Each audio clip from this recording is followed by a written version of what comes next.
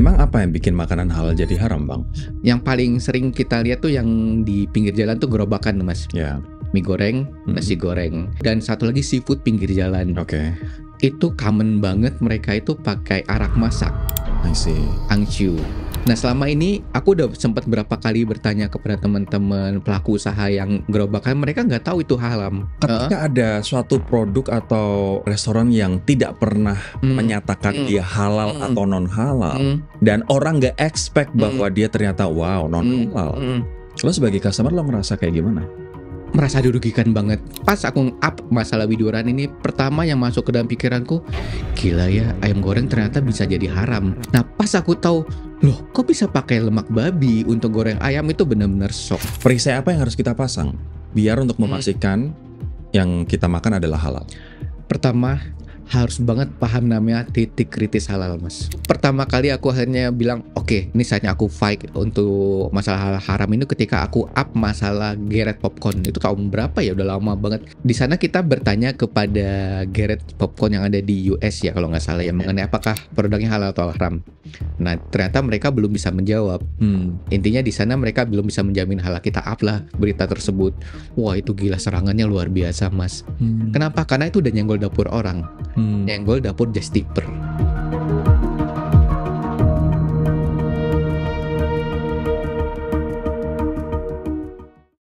Nah, kita akan ngomongin soal makanan halal dan apa sih sebenarnya yang harus kita lakuin sebagai konsumen untuk memastikan makanan yang kita konsumsi halal, khususnya untuk yang muslim, dan kepada pebisnis atau pemilik bisnis makanan. Apa yang harus dilakukan untuk memastikan bahwa makanan yang mereka produce, kalau mereka menempelkan label halal, itu benar-benar halal.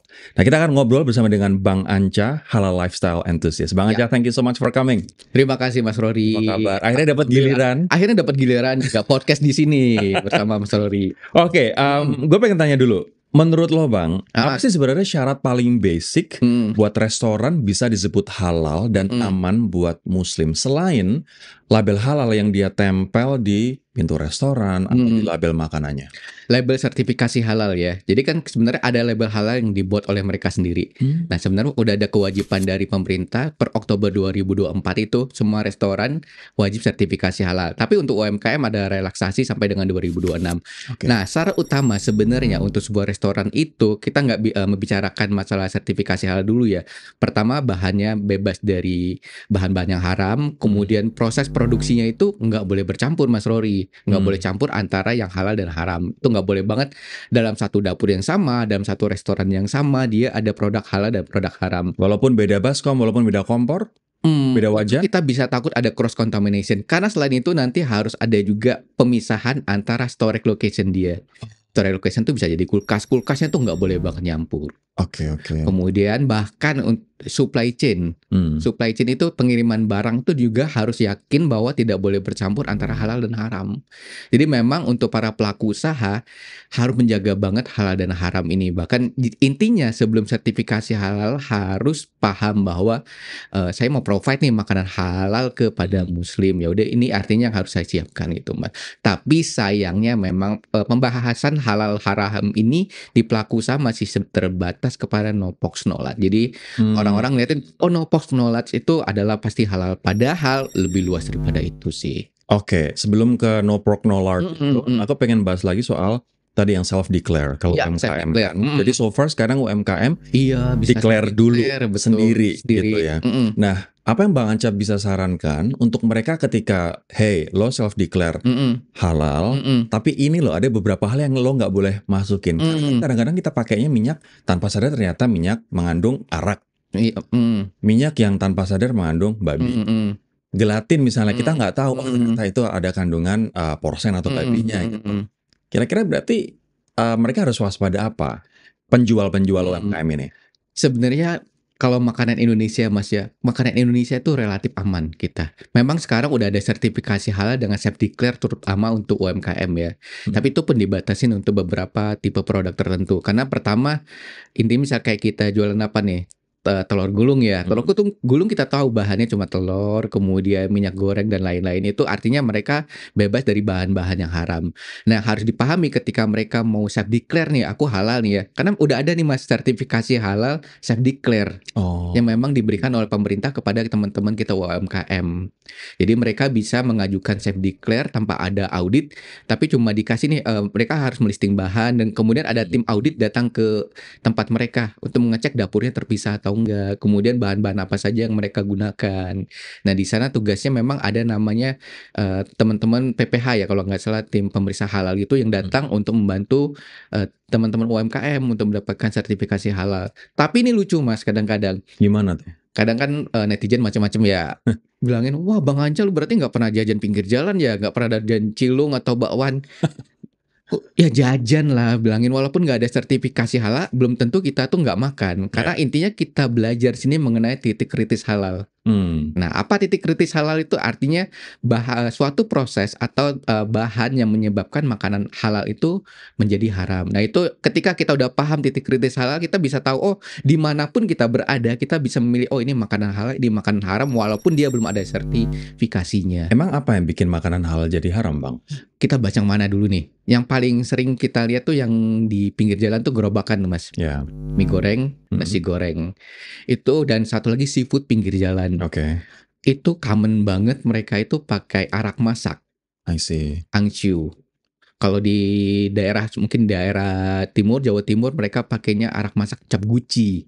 Nah, selama ini aku udah sempat berapa kali bertanya kepada teman-teman pelaku usaha yang gerobakan, mereka nggak tahu itu haram. Mereka taunya cuma ini resep diturunkan bahwa ini adalah penyedap masakan. Dari keluarga. Dari turun menurun, kemudian dari misalnya mereka belajar dari siapa, udah pakai ini aja bikin jadi enak. Nah, itu yang akhirnya bikin orang-orang selama ini mikir, oh ternyata bahkan nasi goreng aja bisa jadi haram. I see. Paling banyak sampai sekarang tuh paling susah cari seafood pinggir jalan ya, yang halal. Susah banget Mas, aku sama istri sama teman-teman penggiat halal sama mikir, apa kita bikin aja ya, ini saking nggak adanya yang benar-benar yang mereka nggak pakai arak masak gitu. Ya jadi potensi bisnis malahan ya. Iya, potensi bisnis, ada yang mau. Tapi mungkin orang berpikir bahwa aduh itu kan dikit banget dan nggak memabukkan dan itu kan hanya penyedap, hanya penyedap gitu. Dan efeknya buat tubuh ya nggak membuat kita jadi mabok, jadi melakukan hal-hal yang di luar syariat Islam misalnya. Kalau misalnya ada argumen kayak begitu, Bang Anca jawabnya gimana?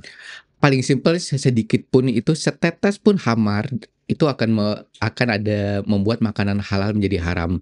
Bahkan udah ada penelitian Mas ya di USDA di US. Jadi intinya kadang-kadang orang berpikir nih, teman-teman bakers nih, teman baker kan biasa mereka pakai ram, pakai vanila beralkohol, mikir oh nanti akan menguap ya. Padahal berdasarkan penelitian harus diperlukan proses tertentu sampai dia benar-benar habis menguap di dalam masakan tersebut. Itu kalau kita berdasarkan teknologi pangan. Tapi kalau benar-benar berdasarkan syariat Islam setitik pun nggak boleh Mas.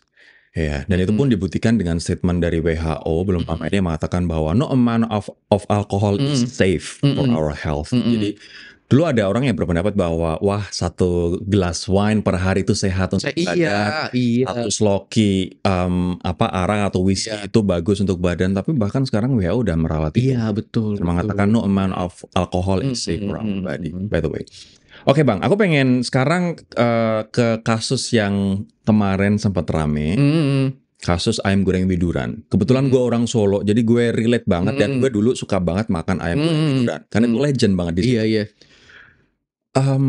Menurut lo, ketika ada suatu produk atau restoran yang tidak pernah menyatakan dia halal atau non halal, dan orang nggak expect bahwa dia ternyata wow non halal. Lo sebagai customer lo ngerasa kayak gimana? Merasa dirugikan banget. Aku kemarin ke Solo Mas. Kebetulan ada acara ke Solo. Sayangnya nggak sempat datang ke Widuran pengen lihat ya. Tapi selama ini pas aku up masalah Widuran ini, pertama yang masuk ke dalam pikiranku, gila ya ayam goreng ternyata bisa jadi haram. Siapa sih pernah mikir, paling kita selama ini berpikir ayam itu bisa jadi ayam goreng ya bisa haram kalau sembelihannya nggak sesuai dengan syariah Islam. Betul. Tapi kan kita berada di daerah mayoritas Islam. Itu ada fikih intinya ibaratnya fikih sembelihan berada di mayoritas Muslim itu dia adalah halal.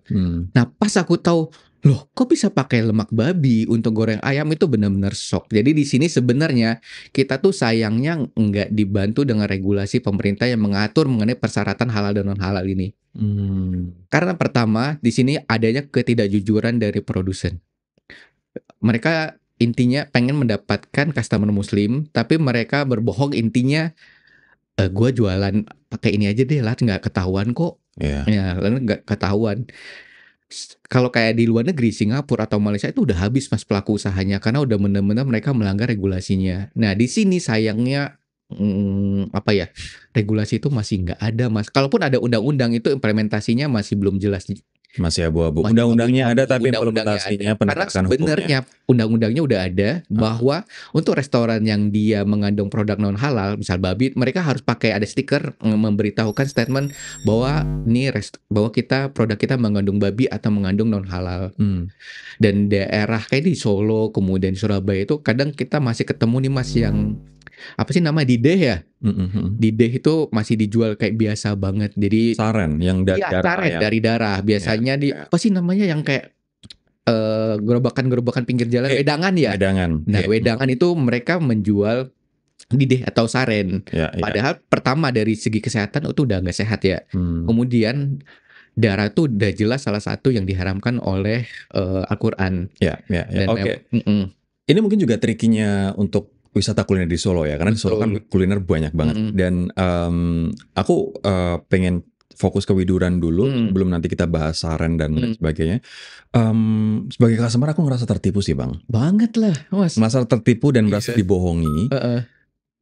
Soalnya halal itu kan ketika lo mengatakan ayam goreng lo halal, itu berarti kita kan bisa mengkonsumsi. Tapi ketika lo menyembunyikan fakta, itu berarti kita merasa dibohongin banget kita. Karena apa ya? Aku juga kalau mau marah, kita marah ya ke siapa? Kita cuma palingan bisa speak up di medsos ya. Kemudian demo juga nggak mungkin kan demo masalah hal haram tersebut.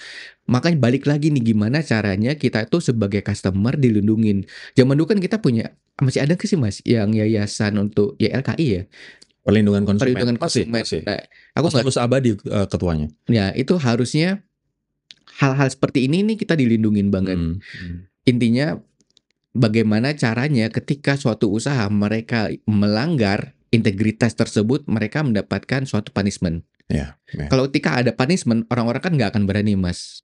Tapi kalau seandainya nggak ada punishment dan orang kita ngapain ya, baratnya ngapain sih diributin cuma ayam goreng doang, ya udah nanti ke depan gak usah makan lagi. Tapi kita sebagai customer tuh udah dibohongin bertahun-tahun Mas. Ini kayak kita memaafkan koruptor sih. Iya kan? Lagi. Gak bisa koruptor ya udah minta maaf beres, nggak kayak begitu konsepnya. Nggak kayak gitu. Harusnya benar-benar dikasih punishment. Ibaratnya ya punishmentnya seperti apa kita serahkan kepada regulator ya.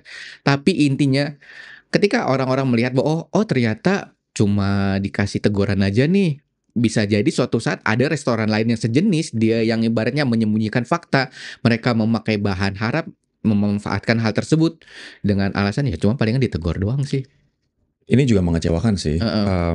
Ketika melihat bisnisnya itu sekarang ya udah business as usual, walaupun mereka harus menempelkan non halal, tapi kita udah terlanjur tertipu. Oke, itu satu hal ya Bang. Artinya ketika misalnya ada customer yang sekarang nggak ada label halal atau non halal di situ, dan kita berpikir bahwa itu kan seafood, goreng. Perisai apa yang harus kita pasang biar untuk memastikan yang kita makan adalah halal? Pertama, harus banget paham namanya titik kritis halal Mas.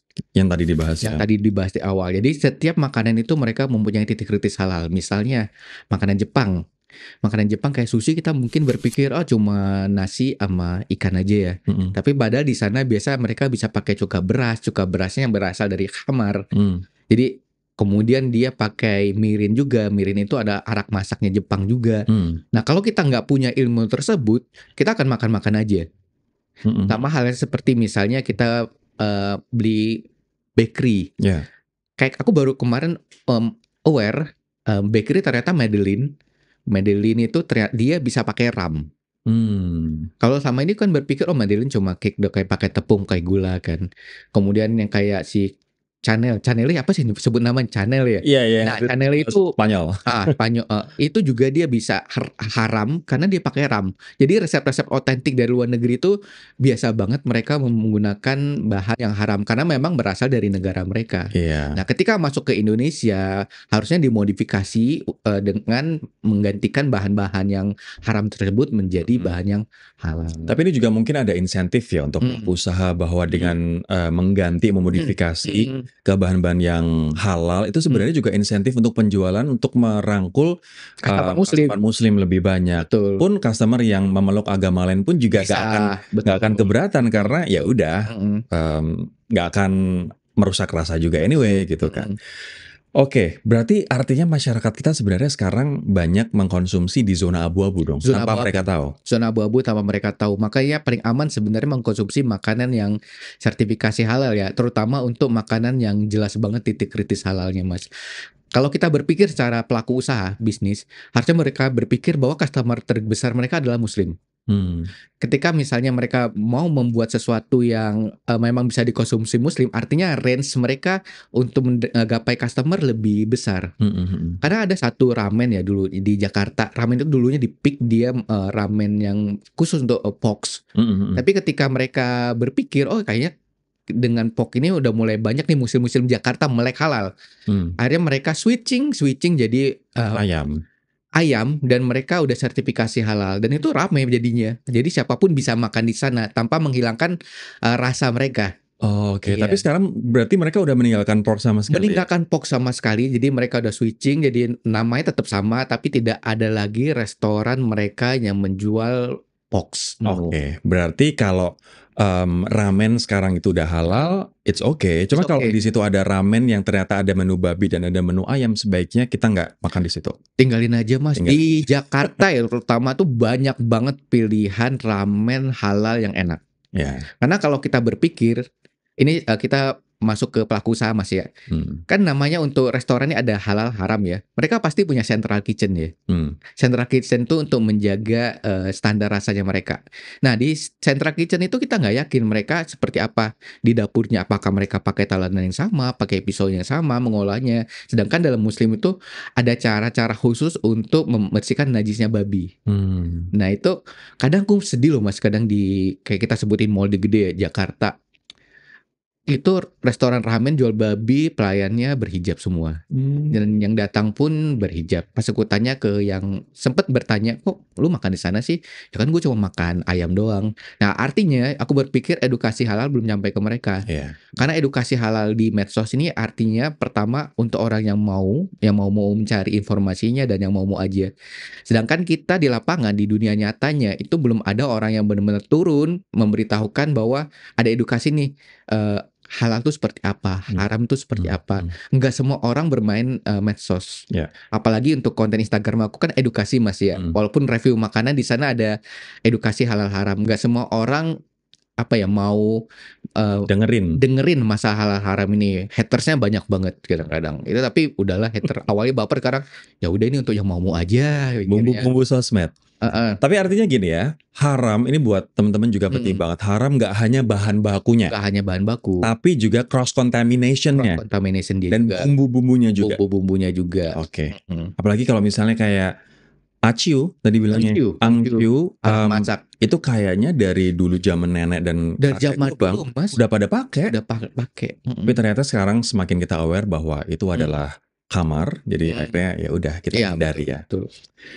Alright, tips praktis kalau orang mau makan ini dalam negeri dulu ya. Dalam negeri yang restoran misalnya di mall gitu. Lo tips praktisnya apa untuk bisa tahu ini halal, ini sebaiknya kita hindari?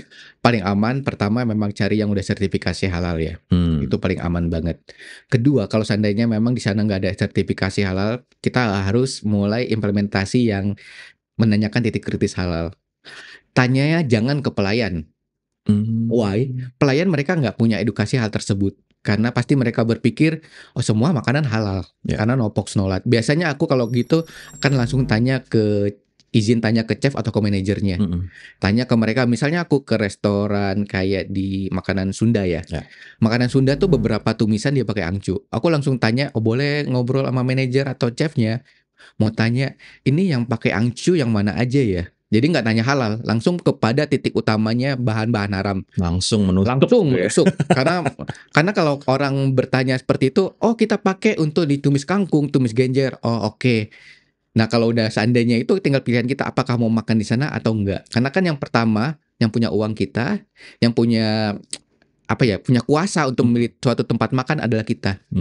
Banyak teman-teman dulu Mas, sebelum aku benar-benar melek dan giat sosmed ini, mereka takut banget bertanya. Takut bertanya karena takut digalakin bang, takut kemudian dibaperin. Balikin ke mereka, yang punya uang siapa? Iya dong. Yang punya uang kan kamu kan. Ya udah, tugas kamu nanya. Kalau seandainya dia nggak mau menjawab dan galak, udah tinggalin, kayak nggak ada makanan lain aja. Iya, Itu aja sih. Fishy, berarti mencurigakan. Mencurigakan visi. Kadang-kadang kalau di kita no box no lat tuh malah visi sekarang. Kenapa? Banyak seperti kemarin aku baru dapet DM ya dari netizen, dari follower. Bang, ini ada bakery, dia no box no lats. Dia memang kalau dari info mereka nggak ada pakai gelatin yang haram lagi, kemudian nggak ada pakai ini, tapi mereka masih pakai vanilla yang beralkohol, masih pakai ram, dan kemudian ada statement dia men-capture ya statement bahwa oh ini akan menguap kok ketika dimasak. Artinya memang pelaku usaha mereka belum melek masalah halal dan haram. Iya. Dan walaupun menguap tetap ada trace-nya bang. Pasti ada trace, masih trace. Dan balik lagi sebenarnya gimana caranya pelaku usaha menggait muslim. Intinya ketika udah sertifikasi halal jangan khawatir, siapapun bisa konsumsi. Kalau memang target marketnya mereka untuk non muslim, karena ada juga kayak tiramisu nih pakai Bailey. Nah itu memang target marketnya udah jelas. Gitu. Oke. Itu jadi cara mudah ya untuk kita biar aman ya mengidentifikasi. Ada cara lagi sih Mas, biasanya ini agak tricky. Kadang-kadang kita pakai kata alergi. Kan kalau di luar negeri itu namanya alergi terhadap makanan tuh mereka benar-benar concern ya. Betul. Bahkan kayak mereka udah kasih tahu kacang, kedelai, telur. Jadi udah benar-benar diinfokan bahwa makanan ini mengandung A, B, C, D, E, F, G. Bahkan untuk Muslim kan di sana Islamic diet ya.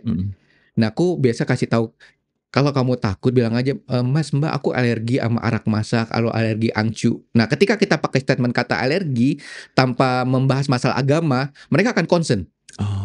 Mereka akan concern karena ketika mereka misalnya saya nih makan alergi karena angcu arak masak, tiba-tiba collab di sana kan restoran yang akan kena. Ya. Nah jadi kita nggak ngebahas dulu misalnya masalah syariah agama, tapi lebih menyentil ke mereka, nih gue ada alergi loh, bilangnya kalau ada alergi gue makan itu gue kenapa lu yang tanggung jawab ya. Jadi ini adalah cara halus tidak menyinggung untuk memastikan bahwa makanan yang kita konsumsi dari suatu tempat makan bebas angci atau bebas yang haram. Bebas makanan yang lain, bebas dari bahan-bahan haram lainnya. Aku alergi ini loh, aku alergi ini loh. Mana ya yang ini oh ternyata gini. Cara lain yang sopan gimana bang? Selain bilang alergi, ada nggak pengalaman? Paling sopan sih alergi sih aku biasanya, atau biasanya aku langsung direct gitu, Mas Mbak, aku muslim, aku nggak bisa makan ini. Biasanya lebih kepada intonasi sih Mas. Aku selalu bilang ke teman-temanku kalau bertanya itu pakai adab. Orang nggak bakal suka kan Mas, tiba-tiba misalnya Mas datang ke restoran, Mas Mbak aku nggak bisa makan ini, orang pasti langsung defend kita kan ya. Bener kan ya? Kadang langsung marah-marah ya. Langsung marah-marah, oh ini ada angcu haram makan di sini. Nah itu kan biasanya nggak ada adab, orang malah defend, malah jadi membal ya. Betul. Jadi aku selalu bilang ke mereka, tanya itu dengan adab. Tanya dengan sopan santun. Kalau ketika orang tanya dengan sopan santun, mereka akan menjawabnya pun dengan sopan santun. Bahkan bahasa verbal tulisan itu ada dijaga banget karena ketika menulis kita nggak tahu apakah emosi kita lagi seperti apa di sana. Jadi intinya kepada teman-teman di sini kalau bertanya masalah halal haram itu harus dijaga banget adabnya. Adabnya ya. Oke. Tadi Bang Anca bilang kalau ada sertifikasi halal berarti aman karena dia sudah melewati proses sertifikasi yang tidak pendek prosesnya. Tapi ketika dia menulis sendiri halal self declare berarti kita yang tetap harus mengkritisi ya Bang. Kita tidak harus terima gitu aja kan ya. Sebentar, kalau self declare yang udah ada label halal itu berarti udah tanggung jawabnya mereka Mas. Ya, kan kalau ada satu lagi yang benar-benar yang dia pakai halal Arab ya, itu artinya belum diakui oleh negara. Nah, itu artinya harus kita kritisi di sana. Oke, oke, Mhm. oke, oke. Nah, aku pengen tanya sekarang, lo sering bikin konten yang menarik sih menurut gue. Mhm. Udah jelas-jelas itu adalah makanan non halal, misalnya Mhm. mengandung babi Mhm. atau mengandung angciu dan lain Mhm. sebagainya. Tapi terus ada saudara-saudara kita Mhm. yang berhijab Mhm. yang ternyata tetap jajan di sana Mhm. gitu. Dari observasi yang lo lakuin, Bang, Mhm. mereka sebenarnya tahu, Mhm. nggak tahu, Mhm. atau abai aja sebenarnya? Ada macam-macam. Ada beberapa kalau kita lihat itu yang pertama kita masuk abai ya. Abai itu biasanya karena mereka termasuk tim FOMO. Hmm, Tim FOMO artinya mereka merasa kalau gua nggak makan di sana, gua merasa nggak ikutan, tren saat ini, walaupun makanan di sana nggak jelas halal. ya. Dan memang artinya di sana mereka lebih, apa ya, mereka nggak konsen terhadap syariah agamanya mereka sendiri. Nah, tugas kita di sana untuk memberikan edukasi kepada teman-teman yang FOMO ini. Kemudian kedua, yang tidak tahu. Kalau yang tidak tahu ini banyak banget memang dulu ketika aku edukasi orang-orang tuh nggak tahu masalah angcu, kemudian masalah mirin, kemudian masalah Cross bahan cross contamination. contamination karena mereka nggak tahu banget. Oh, Kalau untuk yang masalah yang abai ini biasanya kita cuma mengedukasi, memberitahukan, "Mas, Mbak, ini nggak boleh loh." Ibaratnya kalau seandainya mereka tetap di sana udah urusan masing-masing ya. ya, Karena intinya akhirat itu ujung-ujungnya pertanggungjawaban masing-masing. masing-masing. Tugas kita mengingatkan kalau seandainya lu nggak mau peduli ya udah, tugas gue udah selesai. Oke, Heeh, oke. jadi memang tugas kita terus edukasi, edukasi, edukasi. Tapi pengen banget sih suatu saat negara juga turun tangan untuk mengedukasi masyarakatnya supaya, hal-hal haram seperti ini loh. Oke, Mhm. oke. Bang Anca sekarang Mhm. untuk mengurus sertifikasi halal udah nggak di MUI, tapi Mhm. sekarang di BPJPH. BPJPH. Seribet apa sih ngurus sertifikasi halal? Kalau dulu orang Heeh. bersuara, "Ah, ribet banget di MUI." Mhm. Kalau sekarang gimana? Jadi sebenarnya ribet atau nggak ribet tuh relatif ya, tergantung besar dan skala dari usaha. Tapi sekarang untuk sebenarnya untuk yang menerbitkan sertifikasi halal itu bukan dari MUI lagi. Yang menerbitkan sertifikasi halal adalah dari BPJPH tersebut. Mhm. Jadi mereka akan daftar dulu ke BPJPH, setelah itu mereka harus mencari lembaga pemeriksa halal. Hmm. MUI, sekarang bukan MUI lagi ya, namanya LPPOM. Hmm. LPPOM itu adalah salah satu lembaga pemeriksa halal dari puluhan ya kalau nggak salah ya, ada Sukuvindo, ada Surveyor, kemudian ada dari kampus-kampus yang mereka memang bisa jadi lembaga pemeriksa halal tersebut. Oh, di-hire oleh BPJPH. Enggak di-hire, mereka tuh sebagai kayak perusahaan penyedia. Rekan ya? Rekan penyedia jasa untuk, lembaga pemeriksa halal Oke. dan nanti mereka akan mengeluarkan ketetapan halal. Hmm. Nah, ketetapan halal itu tetap melalui nanti fatwa MUI ya, Dewan Fatwa. Hmm. Ribet atau enggaknya tergantung skala usaha. Misalnya kita bicarakan restoran ya, karena restoran itu pertama dia nggak hanya ngebahas masalah halal bahan, tapi juga toyibnya. Akan dicek tuh Mas ibarat sanitasinya seperti apa, kemudian, layout dari dapurnya, kemudian bahkan sampai, dia akan mengecek supply chain-nya dia. Hmm. Makanya kalau kita lihat sekarang ini udah ada namanya logistik halal. Hmm. Boleh sebutin nama nggak ya? Boleh dong, nggak Oh, apa. misalnya Pexel ya. Pexel itu dan mereka udah masuk sertifikasi halal. Artinya mereka tuh udah menyediakan, jasa untuk memisahkan antar pengiriman produk halal dan produk non halal. Oke. Kemudian ketika masuk nih, udah baru barang kirim nih, masuk ke dalam dapurnya mereka. Di dalam dapur, kulkasnya juga benar-benar harus kulkas, bukan kulkas sertifikasi halal ya, kulkasnya spesifik untuk produk yang halal. I see. Kemudian di dalamnya bahan-bahannya juga, kemudian para pemrosesannya juga. Hmm. Bahkan itu kalau nggak salah sempet ada, selentingan bahwa bahkan, apa ya, plastik ya, kemasan juga mereka harus sertifikasi halal ya, tapi ini harus dikonfirm lagi. Dan nanti memang ribet atau enggak ini tergantung niat. Hmm. Karena intinya ketika kita mau sertifikasi halal, mereka harus menyiapkan pertama kayak dokumen, namanya dokumen, sistem jaminan produk halal. Nah, dokumen itu artinya banyak banget kayak kita bikin skripsi lah, prosedur apa saja yang harus dilakukan oleh kita untuk menjalankan, implementasi halal ini. Hmm. Kemudian bahkan semua karyawannya dia harus melek halal. Jadi nanti ada kayak training halal untuk internalnya dia. Kemudian kita juga harus menjalankan sistem jaminan produk halal tuh. Misalnya kalau Mas Rory datang ke resto sertifikasi halal udah ada pasti tanda dilarang bawa makanan dari luar, Iya. kemudian dilarang membawa binatang. Oh. Oh ya, satu lagi, restoran yang halal mereka nggak boleh ada binatang di dalamnya. Karena kita takutnya najis atau enggak. Memang ribet bagi beberapa orang karena itu kita harus menyiapkan dokumen, menyiapkan matriks bahan, kemudian bahkan setiap bahan ini misalnya kita bikin pasta Mas ya, bikin restoran Italia. Semua bahan itu wajib ada sertifikasi halal. Misalnya kita produk impor nih bahan pastanya, artinya kita harus minta sertifikasi halal dari luar negeri.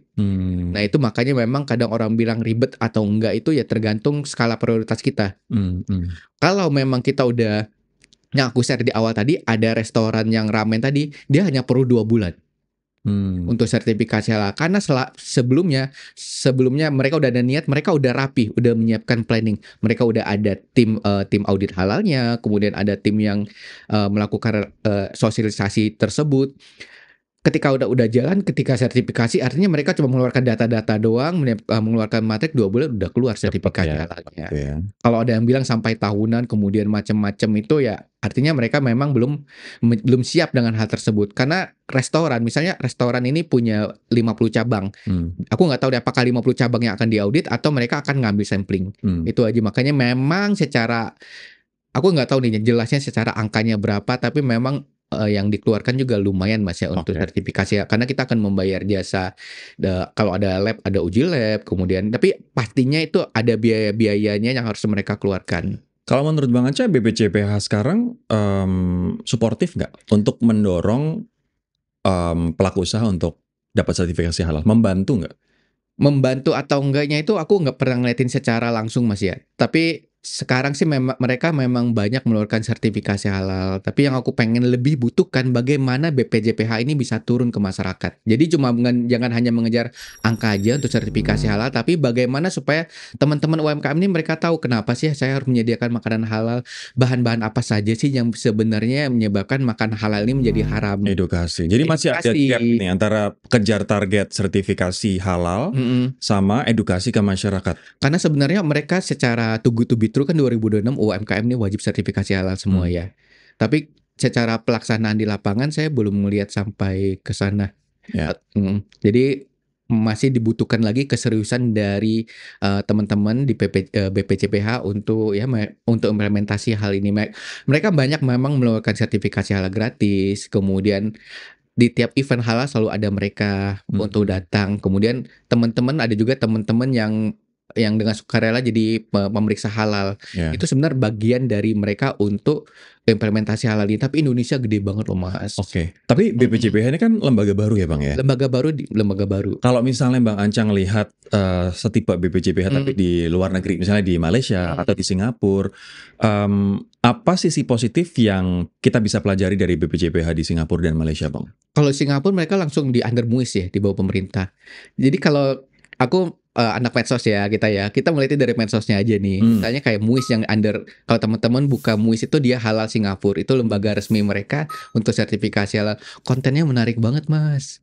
Kontennya mereka tuh edukasi, kemudian mereka kayak ada ikonnya tuh kucing. Jadi kucing itu sebagai kayak speakernya dia terhadap halal tersebut.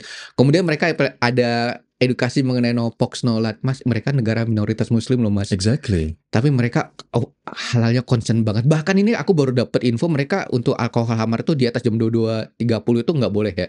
Oh gitu? Iya, bahkan mereka misalnya nih kita berhijab datang ke restoran mereka. Oh enggak, temanku di bandara beli permen kayak permen Yupi, permen jelly gitu, berhijab langsung ditolak. Nggak bisa. Ini ada gelatin, kamu you cannot lah. Kalaupun seandainya kita datang di restoran nih, ada 2 restoran sebelah halal sama haram. Yang restoran teman kita misalnya non muslim, bebas ya mereka mau makan, mereka mau bawa makanan ke sini langsung ditolak, dimarahin. Karena intinya di sana mereka semua diatur regulasi. Ibarat ketika mereka melanggar regulasi itu izin usahanya itu bisa dicabut. Ya, yang karena restorannya ini. Betul. Bahkan dari zaman dulu mereka tuh udah memisahkan tray makanan halal dan makanan haram.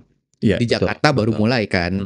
Tapi mereka dari zaman dulu aku mikir mereka tuh minoritas muslim loh Mas. Tapi jauh lebih maju. Tapi mereka jauh lebih maju terhadap implementasi halal ini. Nah jadi di sini saya pengen banget nih gimana caranya halal itu dibuat se-fun mungkin.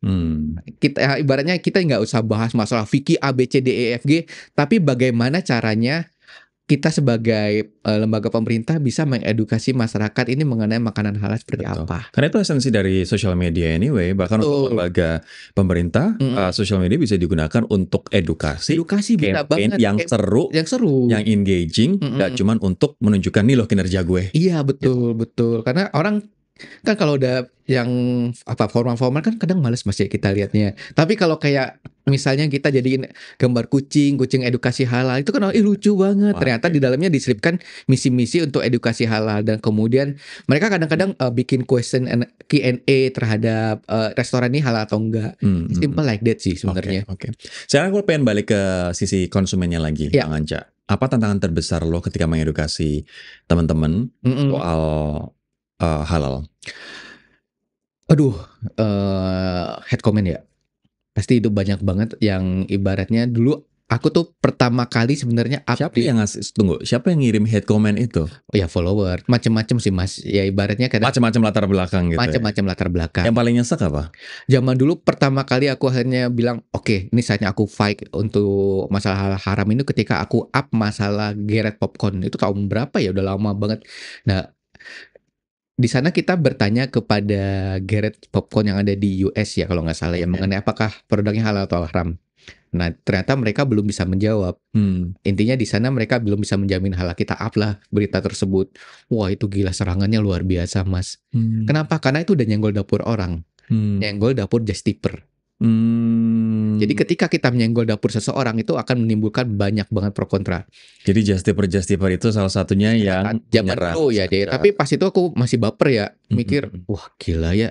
Aduh, gua off sosmed ya. Tapi pas mikir, kalau nggak ini siapa lagi? Siapa lagi yang berani speak up hal seperti ini? Akhirnya mulai dari sana aku mulai kayaknya harus fokus nih. Ibaratnya kita mengedukasi masyarakat Indonesia foodies bahwa makanan halal seperti ini. Intinya aku kan basicnya foodies Mas ya. Aku reviewer makanan. Reviewer makanan artinya aku di sana belajar ke chef mengenai bahan-bahan makanan, belajar mengenai teknologi pangan, belajar juga mengenai fikih. That's why sedikit banget foodies yang mau concern ke masalah makanan halal haram. I see. Karena ketika kita fokus ke halal haram, kita nggak bisa nerima pekerjaan atau endorsement dari semua orang. Bahkan kita mereview makanan, sekarang tuh bahkan orang tanya, Bang nih resto ini halal atau enggak? Kadang-kadang capek juga ya tiap hari jawab puluhan atau ratusan ini. Pada tinggal tanya, pada pengen bilang tanya ke BPJPH aja deh. Tapi memang salah satu kesulitan kita tuh database halal kita itu masih agak kurang bagus ya sistemnya. Jadi kadang ketika mencari informasi, mereka kan udah menyediakan website ya. Kita nggak bisa langsung menyebutkan nama restorannya. Kadang-kadang mereka atas nama perusahaan, atas nama holdernya. Itu memang agak kesulitan banget di sana sih. Selain tadi ada penolakan dan bahkan serangan di sosmed khususnya dari para justiper, apalagi tantangannya? Tantangannya sih palingan ya ketika kita meng-up masalah halal haram ini selalu ada komen yang serupa. Halal haram dibahas, kemudian korupsi dibiarin, kemudian biasanya akan ada yang membandingkan dosa satu dengan dosa yang lain. Itu ibaratnya membuat mereka jadi lebih baik. Palingan bisa kita bahas nih Mas ya. Sharing misalnya kayak yang jangan makan di sini karena makanan di sini ada yang haram, atau teman-teman yang berhijab, atau kalau kemarin ini Mas yang makanan berbentuk kotoran ya, bentuk jamban itu kita sharing tuh banyak serangan banget. Gini aja dibahas, tapi itu yang korupsi, itu yang macam yang dosa ini dosa itu kok dibiarin di standarisasi. Kita selalu bilang kalau orang udah concern masalah makanan halal, mereka akan concern dengan dosa-dosa yang lainnya. Tapi gue ngerasa netizen yang kayak gitu tuh bodoh sih Bang, terus terang. Karena orang berbicara sesuai dengan kapasitasnya. Lo bukan pegiat anti korupsi. Ya kenapa lo harus ngomong soal korupsi? Lo ngomong sesuatu yang itu adalah within your perimeter, within your expertise kan. Betul. Komen-komen kayak begitu, komen-komen yang menurut gue satu gaslighting dan yang kedua bodoh aja sih. Iya, sama kan Mas Rory juga kadang-kadang ngeliatin ada juga gaslighting nih juga. Ibaratnya kita udah bahasa sesantuy banget selalu ada head comment. Tapi itu lama-lama udah cuekin. Saya udah ngelewatin masa-masa baper terhadap komen tersebut sih. Intinya kadang-kadang akhirnya terakhir udah sempet kesel ya. Udah edukasi ini untuk muslim dan yang mau-mau aja. Iya. Jadi akhirnya kita kembali ke itu ya, yang mau-mau aja. Yang mau-mau aja, karena kalau nggak mau ya udah. Kadang-kadang lucu juga ada beberapa yang teman-teman yang non-muslim, maaf ya teman-teman non-muslim, ada juga yang mereka nge-gaslighting itu. Aku pengen bilang ke teman-teman mereka bahwa edukasi ini untuk yang muslim aja, kalian boleh silakan gitu. Iya, karena nggak efek buat Nggak efek buat teman-teman agama lain juga sih. Tapi intinya ya edukasi tetap harus berjalan sih. Iya. Mungkin efeknya dari sisi cuan, tapi ya anyway, cuan pun juga harus melihat etika dan norma dong. Iya, berkah sih Mas kalau kita lihatnya. Lebih di sana cuan nggak semuanya sih. Oke. Kalau dari sisi pengusaha, Abang sekarang pengen nyaranin apa agar mereka inline dengan halal, walaupun belum sertifikasi halal? Inline. Nah ini menariknya Mas ya. Banyak kan malah pengusaha yang concern banget sama halal haram ini adalah yang non-muslim. Oh malah banyak yang non-muslim banyak yang lebih concern. Lebih concern karena kenapa? Karena mereka lebih tahu bahwa ini adalah bisnis, secara angka bisnis ini akan cuan banget.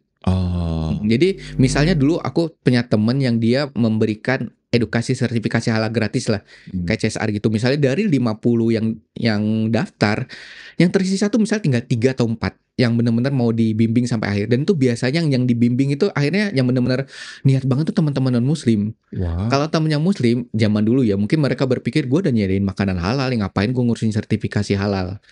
Nah tapi diharapkan makin 2025 ini makin banyak sih teman-teman mereka yang melek halal, karena makin banyak juga penggiat halal dan makin banyak tuntutan dari customer yang peduli halal. Betul. Apalagi kita juga berambisi pengen jadi salah satu destinasi halal terbesar di dunia ya. Kita kalah sama orang lain Mas. Iya. Sistemnya di Malaysia, di Singapura jauh lebih maju. Lebih maju, betul. Oke Bang, sekarang soal traveling. Ketika lo misalnya traveling ke luar negeri, gimana tips-tips lo untuk dapetin makanan yang halal? Makanan halal ya. Kayak traveling aku sebagian besar masih aman ya. Biasa ke Singapura, Malaysia, yang India. India kebetulan aku berada di daerah yang mayoritas muslim, ada Rabat. Nah yang paling lumayan tricky itu di Jepang. Karena yang halal mahal. Dan aku tuh kan pencinta dessert banget Mas ya. Suka banget nyari cake. Di sana nggak bisa dapet banget cake yang halal Mas. Jadi akhirnya kemarin tuh kita kalau misalnya ke Jepang, jadi beberapa negara mereka udah menyediakan aplikasi pengecekan halal untuk makanan kemasannya ya. Oke, misalnya kayak di Jepang ada yang halal Jepang. Kita nggak scan, nanti mereka akan menentukan ini halal level 1, 2, 3, 4 gitu lah. Itu gampang banget.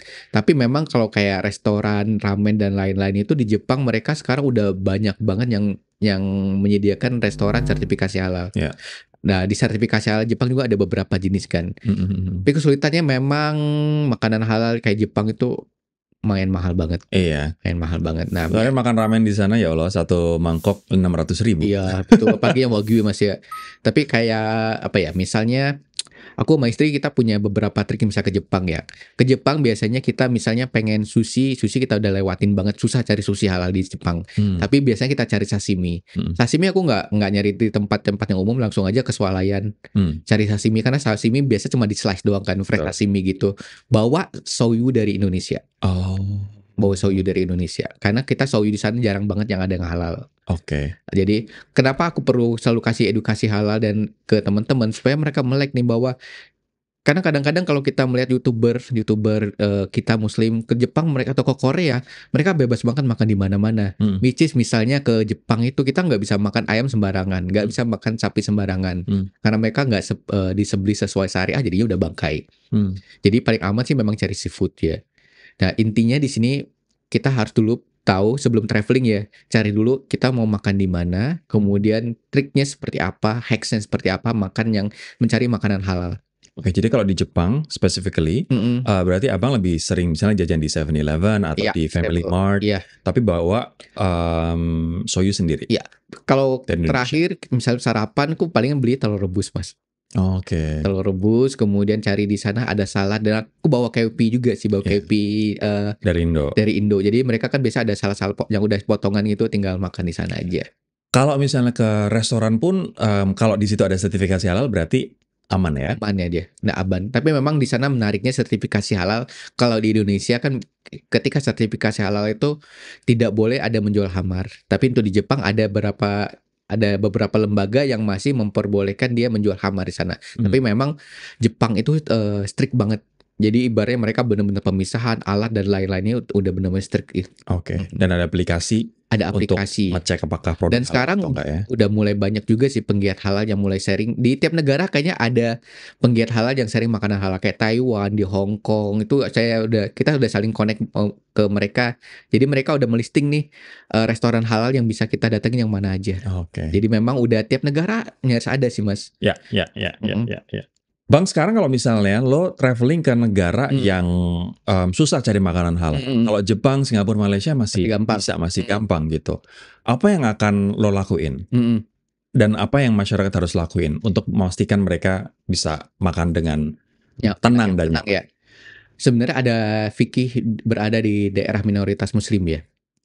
Pertama, misalnya kita berada di daerah yang ahli kitab. Misalnya kayak ke US ya. US kan banyak Yahudi. Sembelihan Yahudi itu boleh kita konsumsi. Mereka kosher itu ibaratnya bisa kita konsumsi. Misalnya kita menemukan produk yang apapun itu, dia ada sertifikasi halal kosher, tapi harus pastikan dulu bahan tersebut dia tidak ada mengandung alkohol.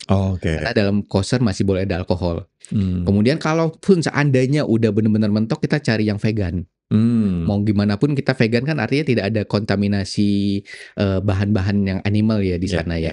Nah palingan intinya kita berusaha semaksimal mungkin cari kosher, kalau nggak kalau vegan. Kalaupun seandainya memang di sana udah mentok ya, aku nggak tahu apakah bisa masak sendiri atau enggak, karena kadang-kadang ada temanku Mas, dia sampai nyewa apartemen ya. Nyewa apartemen artinya di sana dia akan beli bahan makan kayak telur, kemudian seafood, masak sendiri. Tapi memang kalau nggak mau ribet ya artinya kita harus mencari dulu yang mana sih. Nah kalau daerah yang ahli kitab ini ada beberapa pendapat ya. Ada yang Yahudi, ada juga yang Kristen. Mayoritas itu kita bisa mencari yang memang sertifikasi halal dari koshernya. Oke, itu jadi alternatif ya Bang? Alternatif banget. Right, sekarang kita ada di segmen Rapid Fire. Ini pertanyaan cepat dan jawabannya juga cepat. Makanan halal favorit Bang Anca kalau lagi traveling? Ramen. Iya, aku suka banget Jepang, ramen. Kamu suka banget ramen ya? Kalau misalnya ramen di Indo kan, lo tidak menyarankan apabila di situ ada menu babi dan di situ ada menu ayam. Nah kalau di luar negeri, lo memang cari-cari yang halal? Cari yang halal, udah pasti halal. Karena kan kalau kita ramen pasti ke Jepang ya. Ramen yang ada wagyu. Mantap Bang. Walaupun harganya juga lumayan ya. Kapan lagi? Oke. Negara paling ramah halal traveler versi Bang Anca? Karena Jepang. Bukan Singapura? Singapura deket sih, karena Singapura masih banyak Muslim ya.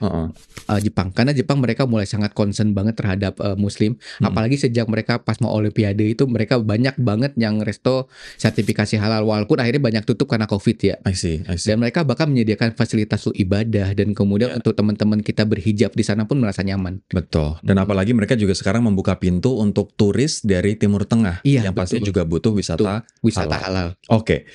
Lebih pilih bawa bekal halal sendiri atau hunting di lokasi? Di hunting. Kenapa? Hunting itu ibaratnya pertama kita konten kreator ya. Jadi konten kita. Oke.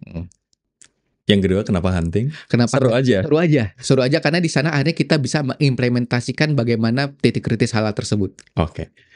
Terakhir, aplikasi halal traveling apa yang wajib dipakai?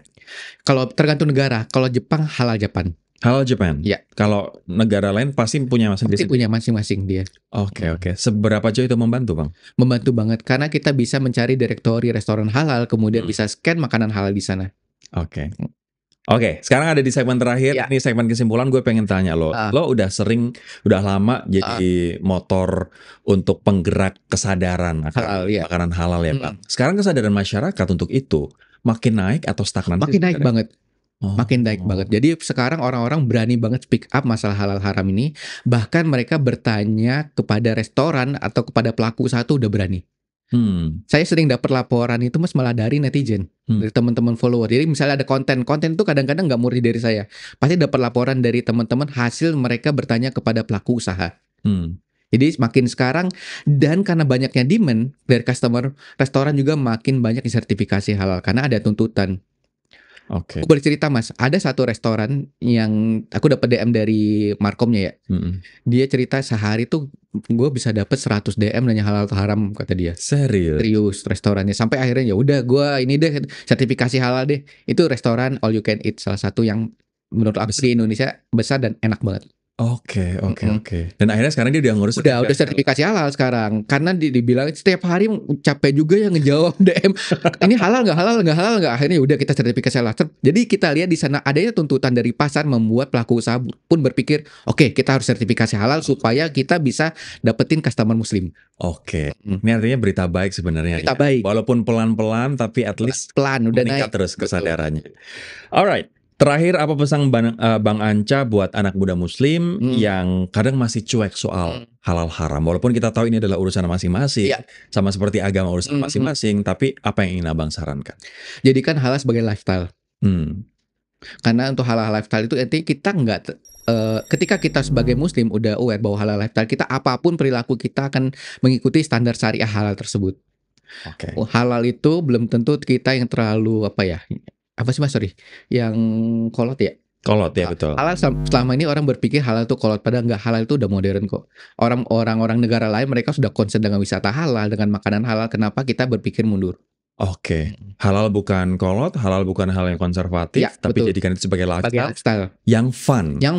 Karena halal pun bisa fun ya. Halal bisa fun banget. Bang Anca, thank you banget. Sama-sama Mas Beri. Pelajaran insight-nya ya. Kita ketemu lagi di episode berikutnya. Bye-bye.